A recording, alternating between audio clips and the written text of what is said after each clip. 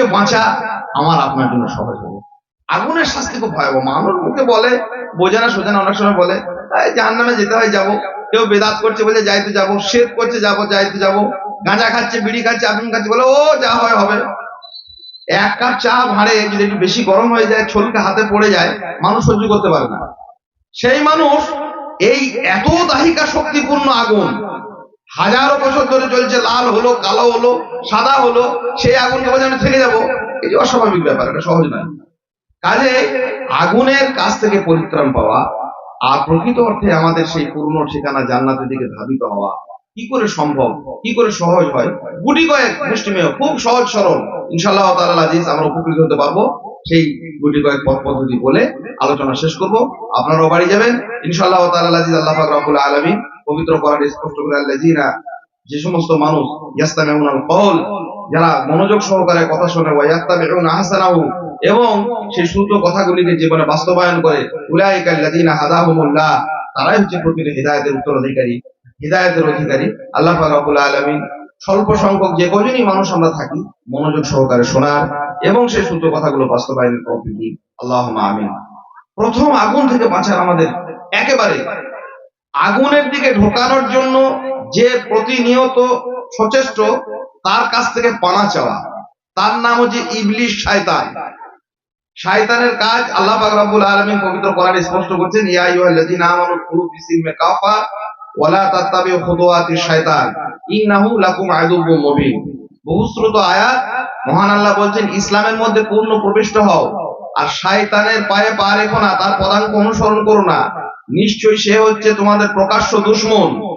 শয়তানকে দুশমন মনে করে শয়তানের ওয়াসওয়াসা থেকে, তার দুরুভিসঙ্গী থেকে, তার অনাচার থেকে, তার নোংরামি থেকে আল্লাহর কাছে আশ্রয় চাওয়া প্রতিদিন, প্রতিনিয়ত, প্রতি নিঃশ্বাসে, যে আল্লাহ তুমি শয়তান থেকে পানা দাও। কারণ শয়তানের কাজ হচ্ছে কোনো না কোনো ভাবে যে সমস্ত কাজগুলি আল্লাহর কাছে অসন্তুষ্টিপূর্ণ, সেই কাজগুলি করিয়ে জাহান্নামে ঢোকানো। শয়তানের সঙ্গে কি দ্বন্দ্ব? ওই শয়তান জানে যে আমার কারণে, এদের কারণে আমাকে চিরকাল জান্নাত থেকে বের হতে হয়েছে। আল্লাহ পাক রব্বুল আলামিন আমাদের বাপ আদম আলাইহিস সালামকে জান্নাত থেকে পৃথিবীতে পাঠিয়েছেন, আর ইবলিস শয়তানকে চিরতরে সেখান থেকে বিতাড়িত করেছেন। সেজন্য শয়তান আল্লাহকে বলেছিল, ফাবিমা আগওয়াইতানি লাকুদান্না লাহুম সিরাতাকাল মুস্তাকিম, হে আল্লাহ আমি যেমন করে বিপদগামী হচ্ছি তেমনি করে আমিও এদেরকে বিপদগামী করব। সুম্মা লাতিয়ান্নাহুম মিন বাইনি আইদিহিম ওয়া মিন খালফিহিম ওয়া আন আইমানিহিম ওয়া আন শামাইলিহিম, তাদের ডান দিকে, বাম দিকে, পশ্চিমে, পূর্বে, চতুর্দিকে, সম্মুখে, পশ্চাতে, চতুর্দিকে তাদেরকে ঘিরে ধরবো। শয়তান এই প্রতিজ্ঞাবদ্ধ হয়ে আছে এবং নিরন্তর সে আগুনে ঢোকানোর জন্য দায়বদ্ধ, যে আগুনে আমাকে মানুষকে ঢোকাতেই হবে, আমি বাঁচতে চাইবো আর সে ঢোকাবে। সেই জন্য শয়তানের সঙ্গে বন্ধু নয়, প্রথম পদক্ষেপ শয়তানের সঙ্গে বন্ধু নয়। মানুষের একটা স্বভাব কি জানেন? অকল্যাণকর জিনিসের সঙ্গে মানুষ বন্ধুত্ব করতে চায়। নবী সাল্লাল্লাহু আলাইহি সাল্লাম বলছেন, আর রাজুলু আলা দীনি খালিলি, মানুষ সব সময় তার বন্ধুর দ্বারা প্রভাবিত হয়। ফালিয়ানজুর আহাদুকুম মাইয়ুখালিল, অতএব প্রত্যেককে নজর দেওয়া দরকার, লক্ষ্য রাখা দরকার কার সঙ্গে বন্ধুত্ব করছে। মানুষ শত্রুদের সঙ্গেই বন্ধুত্ব করেছে চিরকাল, যা ক্ষতি করছে তার সঙ্গে বন্ধুত্ব করেছে, কোরআন সুন্নাহর ন্যায়নিষ্ঠ কথা বলেছে তাদের সঙ্গে বন্ধু নেই, আবর জাবর বকে গেছে তার সঙ্গে বন্ধু, বেদাতের সঙ্গে বন্ধু, শিরকের সঙ্গে বন্ধু, রসুলের সুন্নাহকে অবমাননাকারীর সঙ্গে বন্ধু, রসুলের সুন্নাহ যারা পায়াবন্দি করেছেন তাদের সঙ্গে বন্ধু নয়। মানুষ বড় বড় গাছ কেটে দিয়েছে সমাজে, নিয়ে আগাছার চাষ করেছে শৌখিন ফুলের চাষ হিসেবে। মানুষ গরু ছাগল পোষা বন্ধ করেছে, আধুনিক সভ্য মানুষ বাড়িতে কুকুর পুষেছে। কেন? যা কিছু ক্ষতিকারক তার সঙ্গে মানুষের বন্ধুত্ব করতে ইচ্ছে হয়েছে। কবি বলেছেন, ফুলের পরশ সইতে পারিনি, কাঁটায় বেশিছি ভালো। ফুল ভালো লাগেনি, সুন্নাহ রসুলের ভালো লাগেনি, কোরআনের আয়াত ভালো লাগেনি, আবর জাবর কথা, যার কোনো ভিত্তি নেই, যার কোনো সত্য নেই, যার মধ্যে সুন্নাহ নেই, যা সাহাবায়ে কেরাম করেননি, নবী সাল্লাল্লাহু আলাইহি সাল্লাম করেননি, ওটা খেউটে গজল গান অমুক তমুক বানাওয়াটি গল্প কিসসা ভালো লেগেছে। ফুলের পরশ সইতে পারিনি, কাঁটায় বেশিছি ভালো। কবি খুব দুঃখ করে বলছেন, ফুলের পরশটা ভালো লাগলো না, কাঁটাকে ভালো লাগলো। আধারের সাথে মিতালি করেছি, কখনো খুঁজিনি আলো, খেলিয়াছি মোরা শয়তানি খেলা সারাটা জীবন ভর, খেলিয়াছি মোরা ইবলিশি খেলা সারাটা জীবন ভর, শত্রুকে মোরা বন্ধু ভেবেছি আপনে করেছি পর। যে সুন্নার কথা বলতে এসেছে তাকে তাড়িয়ে দিয়েছি, যে বেদাতের কথা বলতে এসেছে তাকে দূর করে দিয়েছি, যে রিসালাতের কথা শুনিয়েছে তাকে বর্জন করেছি, আর যে ভাটিয়ালি গিয়েছে তাকে বলেছে বন্ধু। খেলিয়াছি মোরা শয়তানি খেলা সারাটা জীবন ভর, শত্রুকে মোরা বন্ধু ভেবেছি আপনে করেছি পর। খেলি চলিতাম যদি রসুল পাকের সুন্নার পথ ধরি, মরু জীবনের মরা ডালগুলি ফুলে ফুলে যেত ভরি। ফুলের পরশ সইতে পারিনি কাঁটায় বেশিছি ভালো, আধারের সাথে বন্ধ করেছি কখনো খুঁজিনি আলো। ইবলিশ শয়তান জান্নাত থেকে মানুষকে বহিষ্কার করা, ঢুকতে না দেওয়া এবং জাহান্নামের দিকে তাদেরকে এগিয়ে নেওয়ার জন্য যে পথ পদ্ধতিগুলো বলেছেন, জান্নাত যাওয়ার জন্য সেই পথগুলো থেকে সরে আসা, তার বিপরীতে নবী রাসূল আলাইহিস সালাতু ওয়াস তাসলিমে যে পথ দেখিয়েছেন যুগে যুগে, সেই পথ অবলম্বন করা। প্রথম পথ, শয়তানের প্রথম ভয়াবহতা, মানুষকে শিরক করাবে। আপনি মূর্তি পূজা করেন না, আপনাকে অন্য কিছু দিয়ে করাবে। শিরকের মধ্যে মানুষকে ঢোকানো শয়তানের এটা আবহমান কালের প্রস্তুতি। কোনো না কোনো ভাবে শিরক করালো। আমরা মসজিদে দেখেছি, মাদ্রাসায় দেখেছি, বিভিন্ন জায়গাতে দেখেছি, শেষ পর্যন্ত ওমরা করতে গিয়ে, হজ করতে গিয়ে দেখে আসবেন বাইতুল্লাহতে গিয়ে শিরক করছে। জ্ঞান নেই তো, ইলম নেই তো। কোরআন এবং সুন্নাহর ইলম থেকে সরিয়ে দিতে পারলে এইরকম হবে। পাথরটাকে চুমু খাওয়া বাদ দিয়ে পাথরটাকে মনে করছে সাজদা করছি। এখানে সেখানে পড়ে থাকা বালি নুড়ি কণাগুলোকে পকেটে নিয়ে আসছে, বরকত হাসিলের আশাতে ঘরে এসে টাঙিয়ে রাখছে। কাবার গেলাপটাকে ধুয়ে মনে করছে এটা আমার বরকত দেবে। যেখানে মাথা নোয়ানো হারাম শিরক, সেখানে মাথা নুয়েছে যাতে বরকতের কোনো লক্ষ্য নেই, সেটাকে বরকতের জিনিস মনে করেছে। মানুষ মক্কা মদিনাতে গিয়ে পর্যন্ত শিরক করে চলে আসে। আর দুনিয়াতে মসজিদে, মাদ্রাসায়, মক্তবে, হাজারো জায়গাতে আর অন্যান্য সে সমস্ত বাতিলদের আখড়া আছে, সে তো দূরের কথা। ইট কাঠ পাথর কবর মাজারের কোনো শেষ ঠিকানা নেই। চলতে ফিরতে, কথায় উঠতে বসতে, মানুষের জীবনে যাপনে হাজারো রকমের কোনো না কোনো ভাবে ইবলিশের কাজ মানুষকে শিরক করানো। আর নবী রাসূল আলাইহিস সালাতু ওয়াস তাসলিমদের কাজ জান্নাতের পথে, জান্নাতের রাজপথে হাঁটানোর জন্য মানুষকে তাওহীদ শেখানো। আল্লাহ ছাড়া কোনো মাবুদ নেই, আল্লাহ ছাড়া কোনো একমাত্র তিনি সত্য মাবুদ, তিনি আমাদের রাজ্জাক, তিনি আস-সামি, তিনি আল বাসির। আল্লাহ সুবহানাহু ওয়া তাআলা সুন্দর সুন্দর নাম রয়েছে, সেই নামগুলো ধরে ডাকতে হয়, তাকেই কেবল সাজদা করতে হয়, তার উদ্দেশ্যে সন্তুষ্টির জন্য ইবাদত করতে হয়, লোক দেখানোর জন্য নয়, মানুষকে দেখানোর জন্য নয়। এসব কোনো না কোনো ভাবে শিরকের পর্যায়ে ঢুকবে। কে করেছে এটা? নবী রাসূল আলাইহিস সালাতু ওয়াস তাসলিমরা শিখিয়েছেন। তাহলে জান্নাতগামী পথের প্রথম আমাদের উপকরণ হবে তাওহীদ। মুমিনের পথ চলা তাওহীদি ছন্দে, শিরকের কানাগলি ভরা দুর্গন্ধে। সব সময় সতর্ক থাকতে হবে, সজাগ থাকতে হবে, এবং শিরককারী লোকেদের কোনো একটা মুহূর্তে তারা মানুষের বন্ধু নয়। চা খাওয়াতে পারে আপনাকে, 10টা টাকা বুঝিয়ে দিয়ে যেতে পারে। আমরা বহু মুসলিম মুশরিককে প্রম্পট করি, এই জন্য মনে করি যে আমার ভালো লোক। শিরককারী লোক নিজেই নিজের জন্য সব থেকে বড় দুশমন, ও আপনার কি করে বন্ধু হবে? এই জন্য বেদাতীরা আর শিরককারী লোকেরা কারোর বন্ধু নয়। ওদেরকে মানুষ বন্ধু মনে করে। আপনাকে চা খাইয়ে দিয়েছে, আমি ভাবছি খুব বন্ধু। আমাকে হয়তো কোথাও নিয়েছেন, আমি ভাবছি বন্ধু। এরা নিজেরাই তো নিজেদের দুশমন। প্রতি মুহূর্তে এরা আত্মবিনাশী সিদ্ধান্ত অভ্যস্ত। এরা কার বন্ধু হবে? আল্লাহ সুবহানাহু ওয়া তাআলা পবিত্র কোরআনুল কারীমে স্পষ্ট করেছেন, জান্নাতগামী পথিকদের জন্য, জান্নাতের পথকে সুগম করে তোলার জন্য, সকল আবার বৃদ্ধ বনিতার জন্য তার প্রথম রূপরেখা হচ্ছে আত-তাওহীদ। তার প্রত্যেকটি কাজে, প্রত্যেকটি কথায়, প্রত্যেকটি আমলে কি থাকবে? তাওহীদ থাকবে। কোনোভাবে কোনো আমলের সঙ্গে শিরক সংযুক্ত হবে না। দ্বিতীয়ত, নবী মুহাম্মদুর রাসূলুল্লাহ সাল্লাল্লাহু আলাইহি সাল্লাম সহ যুগে যুগে নবী রাসূলদেরকে আল্লাহ সুবহানাহু ওয়া তাআলা পাঠিয়েছেন। কিসের জন্য? কিসের জন্য পাঠিয়েছেন আমরা জানি, শুধু আমরা মানি না, মানতে অভ্যস্ত নই। ইবাদত করতে হবে কেবলমাত্র আল্লাহর, এবং সেই ইবাদতটা হবে মুহাম্মদুর রাসূলুল্লাহ সাল্লাল্লাহু আলাইহি সাল্লামের পথ পদ্ধতি অনুযায়ী। নবীদেরকে এই জন্যই পাঠানো। রাসূলের অর্থই হচ্ছে এই লিউতাআ বিইজনিল্লাহ, আল্লাহর নির্দেশে তাকে অনুসরণ করা হবে। কিসে অনুসরণ করা হবে? ইবাদতের। আমরা কেমন ভাবে রুকু করব, সাজদা করব, নামাজ পড়বো, রোজা করব, হজ করব, যাকাত দেবো, বিয়ে শাদী সম্পন্ন হবে, কিভাবে আমরা রাত জাগরণ করব, কোনখানে আমরা উঠবো, কোনখানে বলবো, কি করে খাবো, যাবতীয় রীতিনীতি সুন্দর সুন্দর পদ্ধতি অনুসারে তিনি শিখিয়ে দিয়ে গেছেন। রাসূলের সুন্নাহকে ভালো লাগেনি? কিসে ভালো লেগেছে? কার অভ্যাসকে ভালো লেগেছে? কার রীতিনীতিকে ভালো লেগেছে? নবী মুহাম্মদুর রাসূলুল্লাহ সাল্লাল্লাহু আলাইহি সাল্লামের সুন্নাহ নির্বিকল্প অনুসরণ, নিঃশর্ত সেগুলিকে জীবনে বাস্তবায়ন। জান্নাতগামী পথের জন্য। নবী সাল্লাল্লাহু আলাইহি সাল্লাম বলছেন, একটা লোক এসে বলেন, ইয়া রাসূলুল্লাহ, আমি জান্নাতে যেতে চাই। বলে, কি আমল আছে? বলে, আপনাকে ভালোবাসি। বলে, তাহলে তো এরকম করে থাকবে, আমার সঙ্গে আমার অনুসরণ। আর মুহাম্মদুর রাসূলুল্লাহ সাল্লাল্লাহু আলাইহি সাল্লাম স্পষ্ট করছেন, কুল্লু উম্মতি ইয়াদখুলুনাল জান্নাহ, সব উম্মত আমার জান্নাতে যাবে, ইল্লা মান আবা। কিন্তু যে যেতে চায় না সে কি করে যাবে?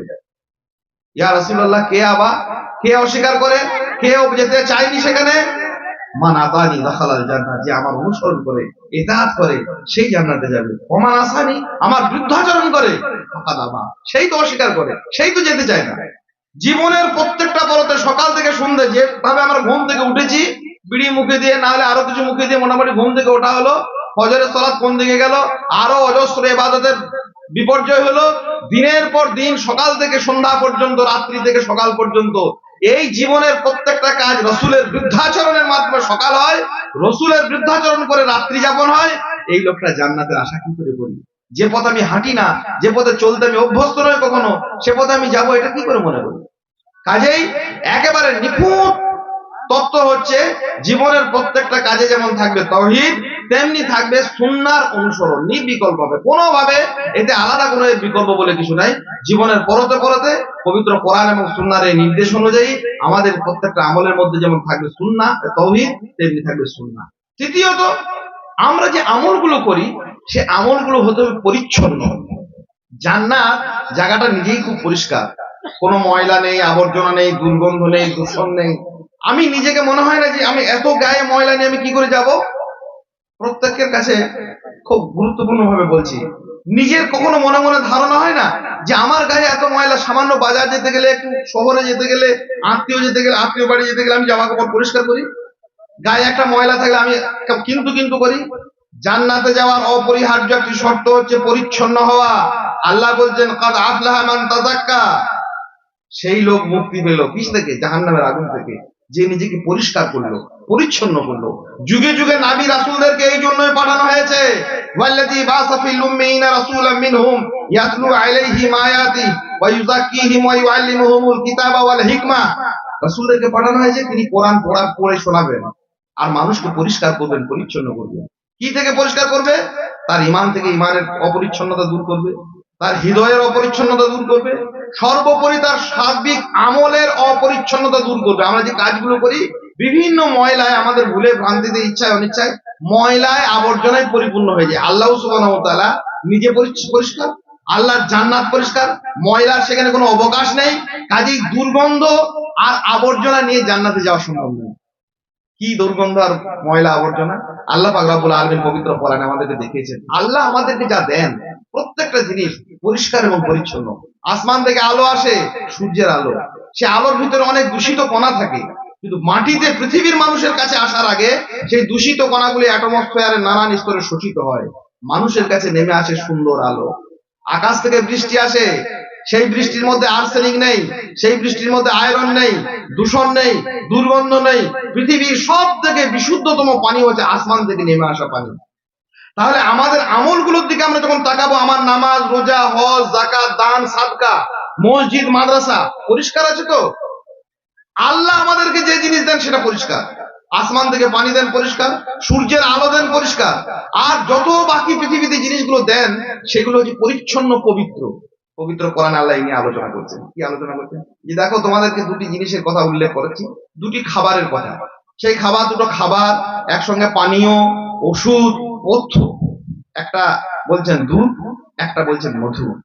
এই সম্পর্কে বলতে গিয়ে মহান আল্লাহ সুবহানাহু ওয়া তাআলা বলছেন যে দেখো, ইন্না লাকুম ফিল আনআমিল ইবরাতুন নুসকিকুম মিম্মা ফি বুতুনি মিন বাইনি ফারসি ওয়া দাম লাবানান খালিসান সাইগান লিশারিবিন। পরিষ্কার হবে না? যা করে দিলেই হলো কোন রকম। এই বেয়াদবি কথা বলে লাভ নেই। আল্লাহ বলছেন, গরুর পেট থেকে তোমাদের জন্য বের করি চতুষ্পদ প্রাণীর মধ্যে শিক্ষণীয় বিষয় রয়েছে। নুসকিকুম মিম্মা ফি বুতুনি, তার পেট থেকে যা তোমাদেরকে পান করানো হয়, মিম বাইনে ফারসি ওয়া দাম, গোবর আর রক্তের মধ্য থেকে সেটি নিঃসৃত হয়। কোথা থেকে বেরিয়ে আসে দুধটা?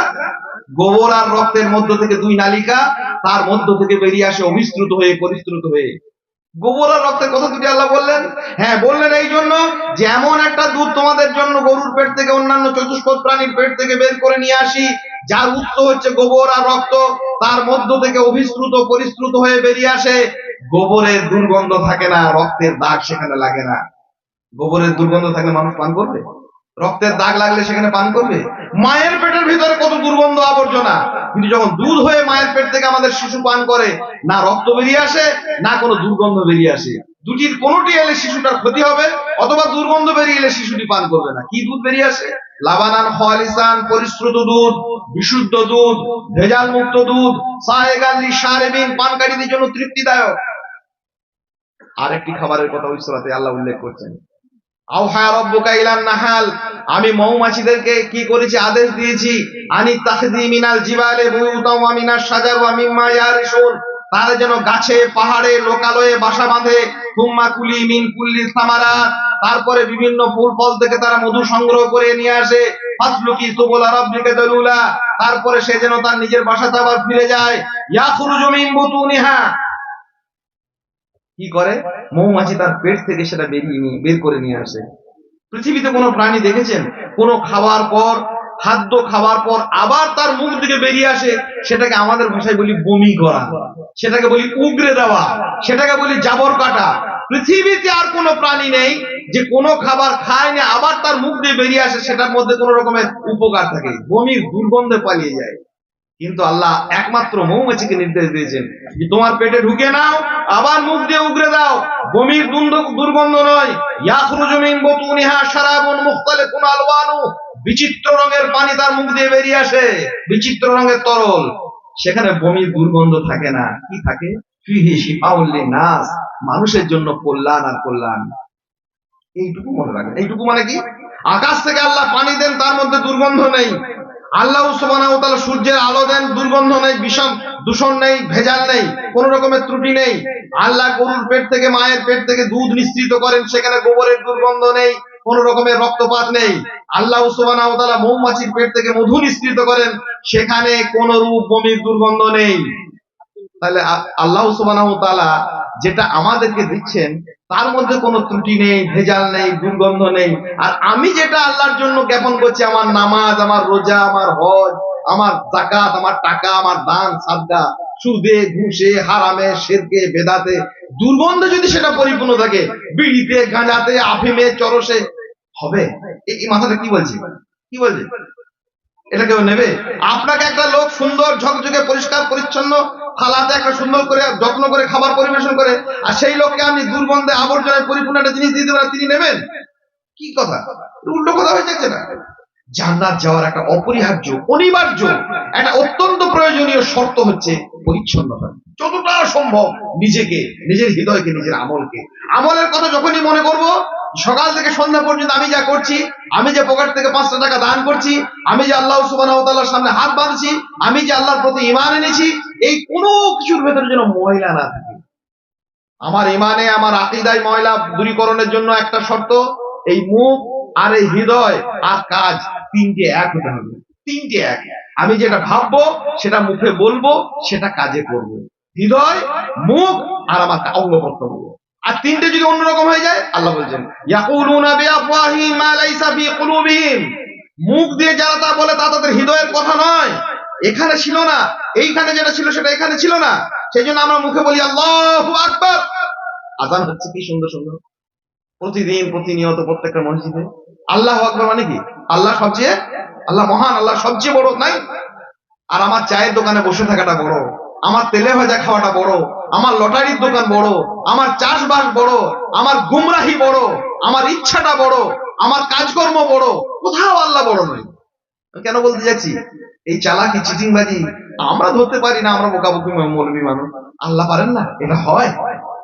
ইয়াকুলুনা বিআফওয়াহিহিম মা লাইসা ফি কুলুবিহিম, নিজের ঈমানকে মজবুত করেন, জান্নাতে যাওয়ার জন্য পরিচ্ছন্ন করে ঈমানটাকে। ঈমান পরিচ্ছন্নের 3টি স্তর, আমার মুখ, আমার হৃদয়, আমার কাজকর্ম। আমি মুখে বলছি আল্লাহু আকবার, আল্লাহ সবচেয়ে মহান, আল্লাহ বড়। আমি বলছি আল্লাহ রুজির মালিক, আল্লাহ। আর রুজির জন্য আমি যাচ্ছি সুদের কাছে, আমি যাচ্ছি ঘুষের কাছে, আমি যাচ্ছি চিটিংবাজির কাছে, লোককে প্রতারণা করে, ধর্মের নামে ব্যবসা করে, কোরআন সুন্নাহ বিক্রি করে, কত রকমের পদ্ধতি, তাবিজ বেচে, মাদুলি বেচে, কবজ বেচে। আর আমি বলছি আল্লাহ রাজ্জাক। এটা আমার মুখের কথা না, হৃদয়ের কথা? তাহলে আমি যেটা হৃদয়ে জ্ঞাপন করব, সেটাই আমার মুখ দিয়ে উচ্চারণ করব, আর সেই কাজকর্মই করব। এতে আকীদা এবং ঈমান পরিচ্ছন্ন হবে। আর আমল পরিচ্ছন্ন কি হবে? ওই যেমন কাজকর্মগুলো আল্লাহ দেখিয়েছেন, গরুর পেট থেকে দুধ আসে, নোংরা নেই। মৌমাছির পেট থেকে মধু আসে, নোংরা নেই। আসমান থেকে আলো আসে, দূষণ নেই। আসমান থেকে বৃষ্টি হয়, ভেজাল নেই। তেমনি আমার কাজে যেন ভেজাল না থাকে, শিরক না থাকে, বেদাত না থাকে, হারাম না থাকে। আমি যা করবো আল্লাহর সন্তুষ্টির জন্য করি, নবী মুহাম্মদ রাসূলুল্লাহ সাল্লাল্লাহু আলাইহি ওয়াসাল্লামের পথ পদ্ধতি অনুযায়ী করি, এবং আমার জীবনের যেটুকু আমাকে আল্লাহ সুবহানাহু ওয়া তাআলা উপার্জন, রুজি রোজগার দিয়েছেন, সেই বিষয়টার উপরে আমি আল্লাহ যেগুলোকে আমাকে অনুমতি দিয়েছেন হালাল বৈধ রুজি রোজগারের জন্য, সেই রুজি রোজগারে আমি যেন উপার্জন করি। জান্নাতে যাওয়ার প্রথম তৃতীয় একটা পথ পদ্ধতি আল্লাহ সুবহানাহু ওয়া তাআলা পবিত্র কোরআন এবং সুন্নাতে আমাদের কাছে স্পষ্ট করে গেছেন। আমাদের কাছে সেই মানহাজ স্পষ্ট রূপে বিদ্যমান রয়েছে। আমরা পরিচ্ছন্নতা অবলম্বন করব। আর চতুর্থত শুকরিয়া জ্ঞাপন করব, আল্লাহর শুকরগুজার বান্দা হব। আল্লাহ আমাদের অনেক নিয়ামত দিয়েছেন, বিভিন্নমুখী নিয়ামত। কারণ কোন ইবাদতের পূর্বাপর একটি শর্ত হচ্ছে শুকরিয়া করা, আল্লাহর সন্তুষ্টি প্রকাশ করা, কৃতজ্ঞতা প্রকাশ করা। আল্লাহ পাক রব্বুল আলামিন স্পষ্ট করেছেন, ওয়াশকুরু লিল্লাহ, তোমরা আল্লাহর শুকরিয়া করো, ইন কুনতুম ইয়াহু তা'বুদুন, যদি বাস্তবিকই তোমরা ইবাদত করতে চাও। কারণ একজন মানুষ শুকরিয়া করে না নিয়ামত পাওয়ার পরে, তো বিনা নিয়ামতে সে এমনি এমনি আল্লাহর ইবাদত করবে কি করে?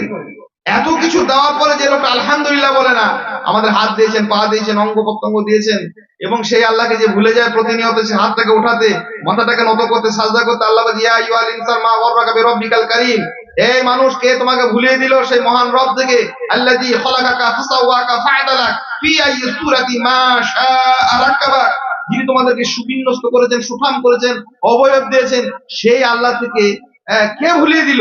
তাহলে আল্লাহ সুবহানাহু ওয়া তাআলার নিয়মিত শুকরিয়া করা, তার নিয়ামত সমূহের, নিয়ামত সমূহের শুকরিয়া না করলে আল্লাহ পাক রব্বুল আলামিন পবিত্র কোরআনে স্পষ্ট করছেন, ইম্মা শাকির ওয়া ইম্মা কাফুরা, দুটি একমাত্র পথ রয়েছে পৃথিবীতে, হয় শুকরিয়া করতে হবে, নাহলে কুফরের মধ্যে ঢুকে যেতে হবে। আর শুকরিয়া করলে লাইন শাকারতুম লাযিদান্নাকুম, সম্পদ, ইলম, জ্ঞান, বুদ্ধি, ঈমান, আকীদা সবকিছু সমৃদ্ধির জন্য, বৃদ্ধির জন্য, বাড়ার জন্য শুকরিয়া হচ্ছে অপরিহার্য। আর পৃথিবীতে যারা শুকরিয়া করেনি, অকৃতজ্ঞতা করেছে, আল্লাহ সুবহানাহু ওয়া তাআলা যারা কাফারাত বিআনওয়ামিল্লাহ, আল্লাহ নিয়ামতের সঙ্গে কুফরকারীদের সঙ্গে চরমতম আল্লাহ সুবহানাহু ওয়া তাআলা দৃষ্টান্ত তাদের জন্য উপস্থাপন করেছেন। তাদের স্বাদের বিবর্তন হয়েছে। সাবাবাসীদেরকে আল্লাহ ফলের বাগান দিয়েছিলেন, সেই ফলের বাগানের নিয়ামত শুকরিয়া করেনি, সেই নিয়ামতের শুকরিয়া না করার জন্য কাঁটা যুক্ত কিছু ফল বাকি ছিল, তেতো স্বাদের কিছু ফল অবশিষ্ট, বাকিকে সব তছনছ করে উধাও করে দেওয়া হয়েছিল, কিচ্ছু বাকি ছিল না। কেন? এই নিয়ামতের শুকরিয়া না করার জন্য স্বাদের বিবর্তন হয়। আমাদের স্বাদের বিবর্তন হয়ে গেছে। মাকে মা বলে ডাকলে আর আনন্দ পায় না, ভালো মন্দ খাবার মুখে দিলে তৃপ্তি পায় না, আহ্লাদ পায় না, স্বাদের বিবর্তন হয়ে যাবে। আর নানা রকমের আযাব গজবে মানুষকে ধূলি ধূসরিত হয়ে যেতে হবে নিয়ামতের শুকরিয়ার জন্য। আল্লাহ সুবহানাহু ওয়া তাআলার জান্নাত প্রাপ্তির জন্য, জাহান্নামের আগুন থেকে বাঁচার জন্য একটা অপরিহার্য শর্ত যে শুকরিয়া। সত্যবাদিতা, সত্য কথা বলতে শিখি। সব কাজে নিজের সঙ্গে নিজে অন্তত যেন সত্য কথা বলি, মুখে যেটা বলছি সেটা যেন বাস্তবে পরিণত হয়। আলাইকুম বিসিদ ফাইন্না সিদকা ইহাদি ইলা রুশ ফাইন্না রুশদা ইহাদি ইলাল জান্নাহ। কথায় কথায় কি মিথ্যাচার, এত ভয়াবহ মিথ্যাচার যে অপ্রয়োজনে, প্রয়োজনে এবং অপ্রয়োজনে, তার নিজস্ব কিছু প্রয়োজন আছে, সে প্রয়োজন মেটাতেও মিথ্যা বলে, বিনা কারণে মিথ্যা বলে। নবী সাল্লাল্লাহু আলাইহি ওয়াসাল্লাম বলেন, মানুষ যখন একটা মিথ্যা বলে, হৃদয়ে কিছু কালির দাগ পড়ে যায়। আমি ওইখানে অমুক দেখলাম, তো ওইখানে তমুক দেখলাম, এই করলাম, ওই করলাম, যা নয় তাই, হাজারো রকমের বক্তা থেকে নিয়ে শ্রোতা পর্যন্ত মিথ্যার একবার ঝুড়ি বলেই যাচ্ছে। রাসূল সাল্লাল্লাহু আলাইহি ওয়াসাল্লাম বলছেন যে মিথ্যা যখন বলে মানুষের হৃদয়ে কালি পড়ে, দ্বিতীয় বললো আবার একটা, তৃতীয় বললো আবার একটা, একটা সময় তার হৃদয়টা কালিতে পরিণত হয়ে যায়, সত্য বলা আর সম্ভব হয় না। বহু লোককে দেখেছি, ও যাবে উত্তর দিকে, বলে কোথায় যাচ্ছে, বলে আমি দক্ষিণ দিকে যাবো, এমনি এমনি অকারণে মিথ্যা বলে। কেন বলে? হৃদয়টা এত কালিমালিপ্ত হয়ে গেছে। নবী সাল্লাল্লাহু আলাইহি ওয়াসাল্লাম বলেন, তোমরা সত্যকে আঁকড়ে ধরো, যত কষ্ট হয় সত্য কথা বলো, জান্নাতীদের একটা বড় বৈশিষ্ট্য। আর ফাইন্না সিদকা ইহাদি ইলা রুশ, ভালোর দিকে নিয়ে যায়, আর ভালো তাদেরকে জান্নাতের দিকে ধাবিত করে। মিথ্যা থেকে বর্জন করা এবং সত্যকে গ্রহণ করা। যাপিত জীবনের সরলতা। নবী সাল্লাল্লাহু আলাইহি ওয়াসাল্লাম জান্নাতে গিয়েছিলেন, সাহাবীরা এসে জিজ্ঞাসা করেন, ইয়া রাসূলুল্লাহ, জান্নাতের লোকগুলো সব কেমন? খুব সৎ যাচ্ছে, নিজেদের ভূমি। বলে, জান্নাতের লোক কেমন দেখলেন? জান্নাতে কারা রয়েছে? নবী সাল্লাল্লাহু আলাইহি ওয়াসাল্লাম বললেন, জান্নাতের লোকগুলো সব দেখলাম সাদা মাটা গো, সব দিনহীন, সাদা সিধে সরল সহজ প্রকাশ করলো। চালাক, চিটিংবাজ, মোতাকাব্বির, অহংকারী, দাম্ভিক, সাজগোজ, আড়ম্বর, এরকম লোক খুব নেই।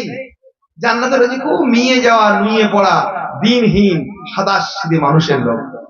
সরল সহজ হতে চায় না কেউ, সোজা পথে চলতে চায় না। নিজে যা তার থেকে নিজেকে বাড়িয়ে বলবো, নিজে যা করেছি তার থেকে বেশি বাড়িয়ে করব, নিজে যা কিছু তার থেকে বেশি আমাকে নিজে প্রচার করব। আর হাজার রকমের জটিলতা, মানে জিলিপির মতো প্যাঁচ ছাড়া আমরা কথা বলি না। সরলতা একটা মহান গুণ জান্নাতীদের জন্য।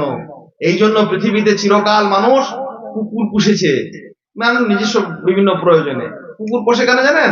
কুকুর হচ্ছে অত্যন্ত সরল প্রাণী, বিশ্বস্ত প্রাণী।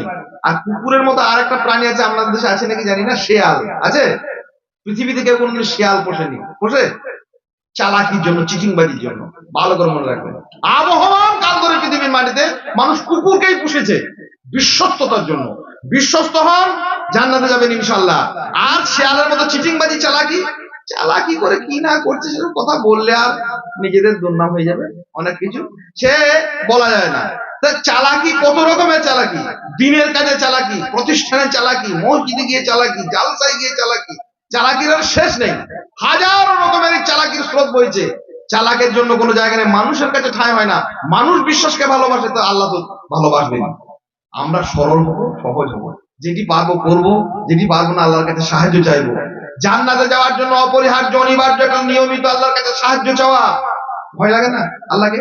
এত আজাব গজব মুসিবত সারা পৃথিবীতে চলছে, দুনিয়াতে এত লোকের কাছে হাত বাড়াচ্ছি, এখানে হাত বাড়াচ্ছি, ওখানে হাত বাড়াচ্ছি, এই দাও ওই দাও, হারাম হালাল যা পাচ্ছি পকেটে ভরছি। আল্লাহর কাছে সাহায্য চাওয়াটা আল্লাহর কাছে এক নিয়মিত ইবাদত। ইয়াকা না'বুদু ওয়া ইয়াকা নাস্তাঈন, প্রতিনিয়ত আল্লাহর কাছে সাহায্য চাইবে। আল্লাহই একমাত্র সত্তা যিনি এই কথা বলেছেন, আর কেউ বলেননি। পৃথিবীতে আপনি যারই কাছে চান, যতবার চান, একের অধিকবার চাইতে গেলে, মানুষের কাছে চাইতে গেলে কি মানুষ বিরক্ত হয়? বিরক্ত হয় না? আল্লাহর কাছে সাহায্য চাই না কেন? আল্লাহ দিতে পারবেন না, এই বদ ধারণা, খারাপ ধারণা আমরা করবো? কখনো করবো না। আল্লাহ নবী সাল্লাল্লাহু আলাইহি সাল্লাম বলেন, মান লাম ইয়াসালিল্লাহ, মানুষের কাছে একবারের বেশি দুইবার চাইলে মানুষ বিরক্ত হয়। আল্লাহর কাছে প্রতিনিয়ত না চাইলে আল্লাহ বিরক্ত হন। ইয়াগদাব আলাইহি, মানুষের কাছে চাইলে মানুষ বিরক্ত হয়, আল্লাহর কাছে না চাইলে আল্লাহ কষ্ট পান, আল্লাহ ক্রুদ্ধ হন, আল্লাহ রেগে যান। চাইছে না কেন এরা? এত মুসিবত। জান্নাতে যাওয়ার জন্য নিয়মিত আল্লাহর কাছে জান্নাত চাওয়া, যে আল্লাহ আমাদেরকে জাহান্নামের আগুন থেকে বাঁচান, যে কাজগুলো থেকে জাহান্নামের আগুন অপরিহার্য, সে কাজগুলো থেকে আমাদের উদ্ধার করুন। আল্লাহর কাছে নিয়মিত, আল্লাহ সুবহানাহু ওয়া তাআলার কাছে নিয়মিত আল্লাহর কাছে সাহায্য চাওয়া। সাহায্য চাওয়ার যে শর্ত আল্লাহ পাক রব্বুল আলামিন বলে দিচ্ছেন, ইয়া আইয়ুহাল্লাযীনা আমানুস্তাঈনু বিস-সাবরি ওয়াস-সালাহ, ধৈর্য এবং সালাতের মাধ্যমে, নামাজের মাধ্যমে তোমার কাছে সাহায্য চাও। নামাজই তো পড়ে না, টাকা দিচ্ছে, দান দিচ্ছে, অমুক করছে, তমুক করছে, হাজার রকম বলে আমল করছি। তাহলে সাহায্য চাওয়ার দুটি শর্ত আল্লাহ পাক রব্বুল আলামিন স্পষ্ট করছেন। যত রকমের বালা আসুক, মুসিবত আসুক, সেখানে সবর করা। যত প্রতিকূল ব্যবস্থা আছে সেখানে আল্লাহর দ্বীনের প্রতি চিটিয়ে, সবরের একটা অর্থ চিটিয়ে আঠার মতো লেগে থাকা। আর নিয়মিত আল্লাহর সামনে মাথা নুয়ে রুকুতে, সাজদাতে আল্লাহর কাছে সাহায্য চাওয়া। এইভাবে আল্লাহর কাছে সাহায্য চাওয়ার পদ্ধতি নামাজের মধ্যে আর সবরের মধ্যে। আমরা মিথ্যা কথা পরিহার করব, সত্য কথা বলবো, নিয়মিত আল্লাহ সুবহানাহু ওয়া তাআলার কাছে সাহায্য চাইবো। আর দুটি বলে পরে আবার বলা হবে ইনশাআল্লাহ। দুটি কথা বলে আল্লাহকে চেনা। শাইখুল ইসলাম ইমাম ইবনে তাইমিয়া একটা কথা বলেছেন, মানুষের জীবনে, মুমিনের জীবনে দুটি আনন্দ, একটা হচ্ছে আল্লাহকে চেনা, একটা হচ্ছে আল্লাহকে দেখা। একটা মানুষের জীবনের দুটি সফলতা, এই পৃথিবীতে যে আল্লাহকে চিনলো, আর আখেরাতে যে আল্লাহকে দেখলো। আল্লাহকে চিনি আমরা, মনে মনে দাবি করি আল্লাহকে মানি। মক্কার জাহেলা আল্লাহকে মানত, কিন্তু আল্লাহকে চিনত না। সেই জন্য আল্লাহ শিরক করে বসছিল। আল্লাহ সুবহানাহু ওয়া তাআলার সত্তা সম্পর্কে কোনো জ্ঞান ছিল না। আল্লাহকে, আল্লাহ যে জায়গাতে যাব, জান্নাতে আল্লাহ তৈরি করা, তো সেখানে যাওয়ার জন্য আল্লাহকে চেনা পৃথিবীতে অপরিহার্য। আর আখেরাতে, দুনিয়াতে ঠিকঠাক যদি আল্লাহ কেউ চেনেন, আল্লাহ কেউ জানেন, ইনশাআল্লাহ তাআলা আল্লাহর দর্শন, আল্লাহর দিদার পাওয়া যাবে। দুনিয়াতে এত কিছু জিনিস চিনবো, আল্লাহর নাম, একটা একটা নাম। আমি একটা মানুষকে, মানুষের ক্ষেত্রে যদি কাউকে চিনতে হয়, তাহলে আমরা কি করি? তার নাম ঠিকানা জানি। তো দুটো আল্লাহ সুবহানাহু ওয়া তাআলার ঠিকানা, আরশে মুআল্লাকা, তিনি আরশে আজিমের উপরে তিনি উঠেছেন। আর আল্লাহ সুবহানাহু ওয়া তাআলার নাম রয়েছে সুন্দর সুন্দর। আল্লাহ বলছেন যে ওয়ালিল্লাহিল আসমাউল হুসনা ফাদউহু বিহা, আল্লাহর সুন্দর সুন্দর নাম দিয়ে আল্লাহ নিজেকে ডাকতে বলছেন। আল্লাহর নাম জানি, একটা নাম জানবেন তো আল্লাহ, আপনার জীবন পরিবর্তন হয়ে যাবে। আল্লাহর একটা নাম আস-সামি, আল্লাহ সব কথা শুনতে পান। আমি যে মিথ্যা কথা বলছি, আমি যে গীবত করছি, আমি পরচর্চা করছি, আল্লাহ সর্বস্বতা, এইটার উপরে ঈমান আনলে মানুষ কি করে মিথ্যা বলে? আল্লাহর নাম আল বাসির। মোমবাতি জ্বালিয়ে আজকে কলেজ হসপিটালের ছাত্রী ধর্ষণ হচ্ছে, মোমবাতি জ্বালিয়ে প্রতিবাদ হচ্ছে, কিচ্ছু তো লাভ নেই। একটা নাম শিখিয়ে দেন, সমাজ পরিবর্তন হবে। আল্লাহর নাম হচ্ছে আল বাসির। বাসির মানে সর্বদ্রষ্টা, তিনি সবকিছু দেখেন।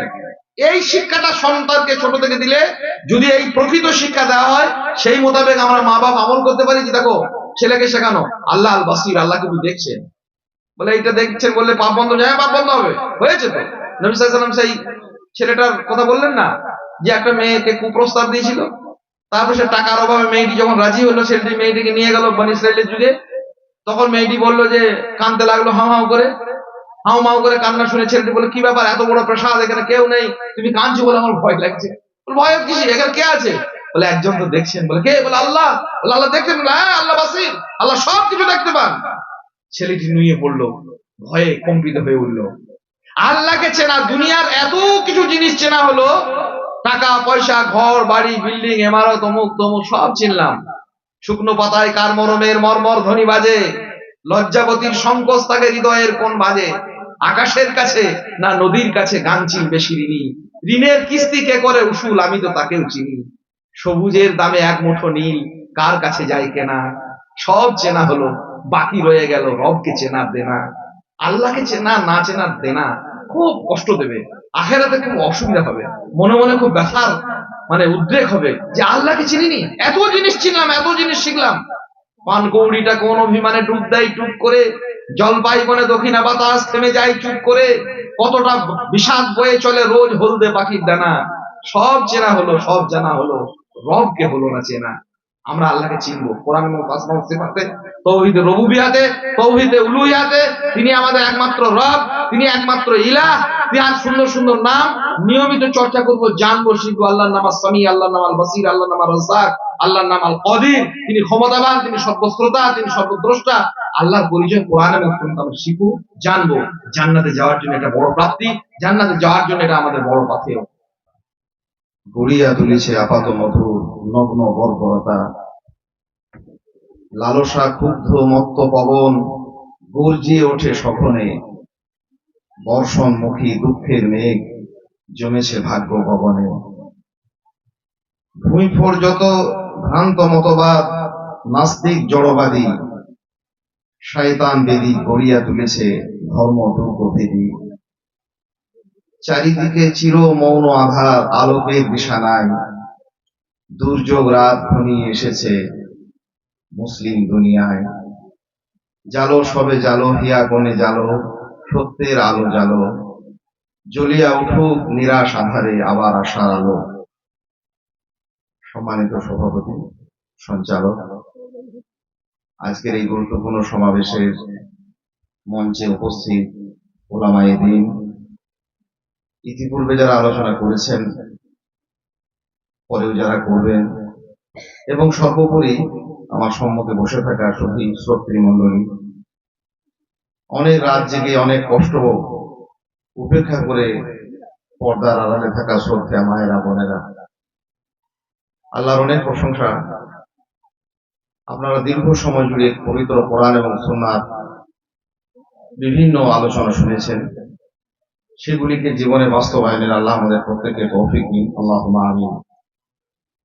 অনেক দরুদ সালাম বিবর্ষিত হোক নবী মুহাম্মদ রাসূলুল্লাহ সাল্লাল্লাহু আলাইহি সাল্লামের উপর, যার প্রতি অগাধ অকৃত্রিম ভালোবাসা জ্ঞাপন করে আমরা এখানে বসতে আসতে আলোচনা শুনতে অনুপ্রাণিত হয়েছি। আল্লাহুম্মা সাল্লি আলাইহি, আল্লাহুম্মা বারিক আলাইহি। রেকর্ড হচ্ছে সব কথা, ফলে দু একটি কথা আপনাদের সামনে অনিচ্ছাকৃত বলে যাচ্ছি। আমি এইসব রেকর্ড যদি পরবর্তীকালে যারা শুনবেন তাদের কাছে, আমার পশ্চিমবাংলা জুড়ে নানান প্রান্তে যে সমস্ত ভাইদের সঙ্গে দাওয়াতি কাজ করি, তাদের কাছে আমি আন্তরিকভাবে ক্ষমা চাইছি। আমার অপরাধ একটি হয়ে গেছে, সেটি আমি এত রাতে সভা করি না, কোনো জায়গাতেই না। 9টা 10টা জায়েজ না জায়েজ হারাম হালালের প্রশ্ন নেই। আমিও এখানে জানতাম না যে এতটা গভীর রাত আমাকে উঠতে হবে। ফলে যাদের কাছে এই ব্যাপারগুলো আমি স্পষ্ট করেছি যে আমরা অত্যন্ত অল্প সময়ের মধ্যে কাজ করব, তারা এটাতে একটা বিরূপ বার্তা পাবেন। তারা ভাববেন যে পয়সার লোভে বহু জায়গাতে গিয়ে জালসা করে বেড়াচ্ছেন। ভাই, পয়সার কোনো কন্টেক্ট করিনি, আজকে এই মাইক্রোফোনে বলছি। গোটা পশ্চিমবাংলার মাটিতে কোথাও করিনি, আপনারা সকলেই জানেন। এখানেও বড় অঙ্কে টাকা পাবো এই আশায় যে আমি গভীর রাতে বকছি তাও নয়। বিশেষ একটা প্রেক্ষিতে সম্মানিত একজন মানুষের সম্মান রক্ষার্থে আমি এসেছিলাম, এবং আমি ভেবেছিলাম এসার পরে হয়তো আমাকে দেওয়া হবে। তাদের প্রয়োজনে মাদ্রাসার স্বার্থে হয়তো সেটি হয়নি। আমি যখন এসেছি বাধ্যতামূলক স্টেজ থেকে না পালিয়ে গিয়ে দুটো কথা বলছি। এটা এই নয় যে আমি পেশাদার জলসার জন্য দীর্ঘ রাত জাগতে আগ্রহী হয়েছি আর আপনাদেরকে নিষেধ করেছি। যদি অডিও না থাকতো, ভিডিও না থাকতো, তাহলে এই কথাগুলি বলতাম না। আল্লাহ আমাদের সকলের প্রতি রহম করুন। আপনাদের এই দান দেওয়া দেখে আমার মনে খুব একটা প্রীতিকর আনন্দ হয়েছে। এত অর্থ ব্যয় করছেন, আলহামদুলিল্লাহ। আমি শুধু পরামর্শ স্বরূপ বলবো, এটা আরো অল্প সময় দেওয়া যায়। বক্তাদেরকে, আলোচকদেরকে, কমিটিদেরকে এত পেরেশান না করেও দেওয়া যায়। যেটি আল্লাহর উদ্দেশ্যে দেবো সেটি আমরা যদি আরো পরিকল্পিত ভাবে দিতাম, আরো সহজ ভাবে দিতাম, আমাদের কাজগুলি আরো সহজ হতো। শুভবুদ্ধি সম্পন্ন মানুষের এখানে অভাব নেই, পরামর্শ দেওয়ার লোকের অভাব নেই। খুব যোগ্য জ্ঞানী গুণীদের মজলিসে পরিপূর্ণ এই এলাকাটি। তাদের কাছ থেকে আরো সুচারু, আরো সুন্দর, আরো সুন্নাহ মোতাবেক কাজ আগামী দিন করে করবো, এই আশা আল্লাহ পাক, এই আশা তাদের কাছে রাখি। আল্লাহর কাছে দোয়া করি আল্লাহ সুবহানাহু ওয়া তাআলা প্রত্যেকটি কাজ তার পছন্দ মতো, তার রাসূল মুহাম্মদ রাসূলুল্লাহ সাল্লাল্লাহু আলাইহি সাল্লাম নির্দেশ মতো করার আমাদের তৌফিক দিন। আল্লাহুম্মা আমিন। যাদের খুব কষ্ট হচ্ছে, অনেকটা রাত মনে হচ্ছে যাচ্ছি, তারা তাদের পথে স্বতন্ত্র, তাদেরকে আমি ব্যক্তিগতভাবে কষ্ট দিতে চাই না। তবে যারা স্বাভাবিকভাবে মনে করছেন যে আর কিছুক্ষণ আমরা থাকি, তাদের জন্য গুলি কয়েক কথা বলবো ইনশাআল্লাহ তাআলা আজিজ। মনোযোগ দিয়েই শুনবো, যদিও রাত হয়েছে, মনোযোগ সহকারে শোনার চেষ্টা করবো। মানুষ হিসেবে আমরা আসলে কেউই এই পৃথিবীর প্রকৃত বাসিন্দা নই। আমাদের একটা ঠিকানা আছে, আমরা সকলেই জানি। সেই ঠিকানা হল জান্নাত। পৃথিবীর তাহলে আমরা প্রকৃত বাসিন্দা নই? না, প্রকৃত বাসিন্দা নই। প্রকৃত বাসিন্দা, আদি বাসিন্দা কেউ আছে? হ্যাঁ, আছে। হাঁস, মুরগি, গরু, ছাগল, কুকুর, বিড়াল, এরা প্রকৃত বাসিন্দা। কেন এরা? এই জন্য যে এরা পৃথিবীতে এসেছে, পৃথিবী এদের শেষ। আমাদের অন্য একটি ঠিকানা আছে পৃথিবীতে। আমাদের কারো প্রকৃত ঠিকানা এটি নয়। আমাদের পূর্বতন ঠিকানা ছিল আমাদের বাপ আদম আলাইহিস সালাতু ওয়াত তাসলিম। কোথা থেকে এসেছেন? কোথা থেকে? জান্নাত থেকে। সেজন্য আপামর মানুষের জান্নাতের পথে সে হাঁটুন আর নাই হাঁটুন, জান্নাত মুখে চান আর নাই চান, জান্নাত যাওয়ার একটা আকাঙ্ক্ষা মানুষের ভেতরে লালিত হয়। মানুষ জান্নাতে যেতে চায়। আশ্চর্যের বিষয়, মানুষ সে পথে হাঁটতে চায় না, কিন্তু জান্নাতের দিকে ধাবিত হওয়ার একটা আকাঙ্ক্ষা প্রত্যেকটি মানব হৃদয়ের মধ্যে জাপিত হয় প্রতি মুহূর্তে। কেন যেতে চায়? এটার একটা বড় কারণ, মানুষের প্রকৃত এবং আদি বাসস্থান ছিল আসলে জান্নাত, জাহান্নাম নয়। অগ্নিকুণ্ড থেকে মানুষ যেহেতু আসেনি, সেহেতু মানুষের একটা টান প্রকৃত ঠিকানার দিকে, তার স্বভূমির দিকে চিরকালই তার হৃদয়ে বেজে গেছে। এর অনেকগুলো চাক্ষুষ দৃষ্টান্ত আপনাদের সামনে দিই। মানুষ যে সত্যি যদি পৃথিবীর হতো, এই পৃথিবীর প্রাণী হতো, তাহলে ব্যাপার স্যাপারগুলো অন্যরকম হতো। পৃথিবীতে যত প্রাণী আছে দেখবেন প্রত্যেকটি প্রাণী বহাল তবিয়তে জীবনযাপন করে। মানে মানুষও তো করছে না, মানুষ পারেনি। পৃথিবীর কোনো একটা সিস্টেম মানুষ তার সর্বাঙ্গ দিয়ে গ্রহণ করতে পারেনি। প্রচন্ড বৃষ্টিতে দুনিয়ার সব প্রাণী ভিজছে, মানুষ পারে? একটা রোদে ঘন্টার পর ঘন্টা একটা ছাগল চড়ে বেড়াচ্ছে, মানুষ থাকবে? এই যে তাকে ছাতা ব্যবহার করতে হয়, এই যে তাকে বৃষ্টির জন্য রেইনকোট ব্যবহার করতে হয়, এই যে শীতে তার গায়ে কাপড় দিতে হয়, গরমে তাকে পাখার হাওয়া খেতে হয়, পৃথিবীর কোনো বিষয়ের সঙ্গে নিজেকে সে স্যাটিসফাইড করতে পারবে না, কারণ এটা তার আসল ঠিকানা নয়। দুনিয়াতে যত প্রাণী আছে, যে যেখানে আছে সে সেখানেই থাকতে অভ্যস্ত। যে প্রাণী পানিতে আছে সে পানিতেই থাকে, যে প্রাণী ডাঙায় আছে, আল্লাহ যাকে সৃষ্টি করেছেন ডাঙায় থাকে, যে মরুভূমিতে তৈরি হয়েছে সে মরুভূমিতেই থাকে। কেউ আন্দোলন করে না, বিপ্লব করে না যে আমরা মরুভূমিতে থাকবো না, ডাঙায় যাব, ডাঙাতে যাব না, পানিতে যাব। মানুষকে আল্লাহ সর্বত্র গমনের ক্ষমতা দিলেন, পানিতে গেল, ডাঙায় গেল, আকাশে উঠলো, নানা রকমের যন্ত্রপাতি তৈরি করলো, ইলেকট্রিক নানা রকমের সুলভ ব্যবস্থাপনা তৈরি করলো, কোনো কিছুতেই মানুষের তৃপ্তি নাই। এত শান্তিতে পৃথিবীতে মানুষ এত করায়ত্ত করেছে, গরু ছাগল পারেনি, তারা বহাল তবিয়তে জীবনযাপন করছে। মানুষ এত কিছু ব্যবস্থাপনার করার পরেও মানুষের প্রকৃত প্রসন্নতা আসেনি, কারণ মানুষের নিজের জায়গা নয়। জান্নাত যাওয়া না পর্যন্ত মানুষের প্রকৃত শান্তি নেই। শেষ একটা উদাহরণ দেখবেন, এই এত এত কৃত্রিম আলো দেখছেন না, পৃথিবীর কোন প্রাণী রাতের অন্ধকারে এই কৃত্রিম আলোর দরকার হয় না। হয় একটু হামও দেখেন তো, রাত হয়ে গেছে, আমি ভাবছি ঘুমিয়ে গেছেন। পৃথিবীর কোন প্রাণী কৃত্রিম আলো লাইট জ্বেলে চলে? অন্ধকারে চলতে গরু ছাগল হাঁস মুরগির অসুবিধা হয়? এই পৃথিবীতে বসবাস তো করলাম হাজার হাজার বছর ধরে মানুষের জাত, অন্ধকারে হাঁটতে পারি? কি দরকার হয়? আমি এখানকার নই, হেথা নয়, হেথা নয়, অন্য কথা, অন্য কোনখানে, অন্য একটা জায়গা থেকে এসেছি, তার নাম জান্নাত। আমি আজকে আপনাদের সামনে সংক্ষিপ্ত ছোট করে বলবো, জান্নাত আমরা যেতে চাই, সেই জন্যই যেতে চাই। মনের ভিতরে আবেগ একটা লুকিয়ে আছে, এটা ঠিকানা নয় তো, নিজের ঠিকানা না পেলে কি করে মানুষ আনন্দ পাবে?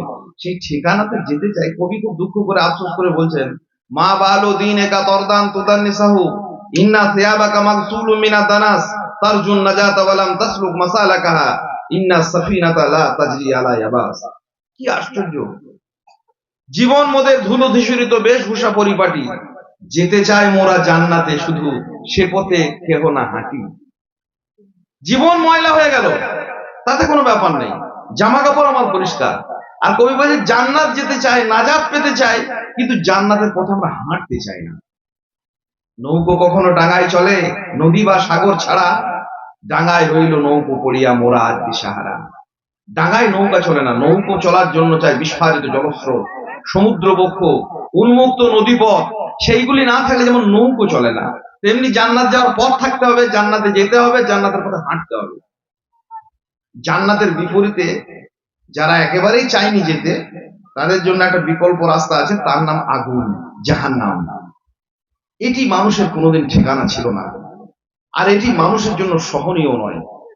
জান্নাতের পথে যে বাধাগুলি আসে, জান্নাতের পথে যে বাধা প্রাপ্ত হয়, আর সেই বাধাকে যারা টপকাতে না পারে, তাদের জন্য রয়েছে আগুন। এই আগুনের ভয়াবহতা খুব জটিল। পৃথিবীতে যত ব্যবস্থাপনা আছে, পৃথিবীতে সমস্ত ব্যবস্থাপনার থেকে সব থেকে গুরুত্বপূর্ণ ব্যবস্থাপনা হচ্ছে কি? আগুন থেকে বাঁচানোর ব্যবস্থাপনা। সেই জন্য ফায়ার ব্রিগেডে যে নিয়ম নীতিগুলো নেওয়া হয়, ফায়ার ব্রিগেডে যখন গাড়ি যায় দেখবেন সমস্ত গাড়ি তাকে আলাদা করে সাইড করে দেয়। কেন? আগুনের বিপদটা পৃথিবীতে সর্বোচ্চ বিপদ। আল্লাহ সুবহানাহু ওয়া তাআলা পৃথিবীতে কোনো আগুন দিয়ে কোনো প্রাণীকে মারা নিষিদ্ধ করেছেন, ইসলামে নিষিদ্ধ হয়েছে। কেন? আগুনের শাস্তি পৃথিবীতে সর্বোচ্চ, মানুষের জন্য এক মুহূর্তের জন্য সহনীয় নয়। এই আগুন থেকে কি করে বাঁচবে?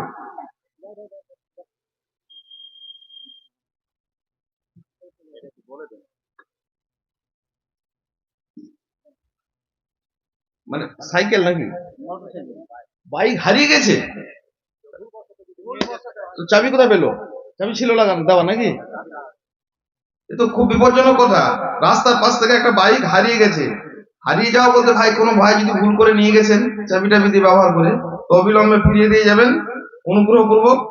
যার বাইক তার কি অবস্থা হচ্ছে, যিনি নিয়ে গেছেন তিনি উপলব্ধি করতে পারছেন আশা করি।